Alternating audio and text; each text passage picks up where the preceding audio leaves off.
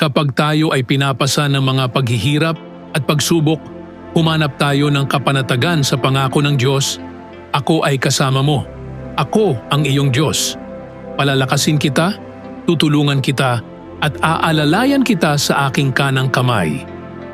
Ang Diyos ay tapat. Ang kanyang presensya ang nagpapalakas ng loob natin sa oras ng kalungkutan. Sapat ang aking biyaya para sa iyo, sapagkat ang aking kapangyarihan ay nagiging ganap sa kahinaan. Si Jesus din ay nakaranas ng matinding pisikal at emosyonal na paghihirap. Nauunawaan niya tayo, sapagkat wala tayong mataas na saserdote na hindi marunong makiramay sa ating mga kahinaan, kundi may isa tayong nakaranas ng lahat ng ito, tulad natin.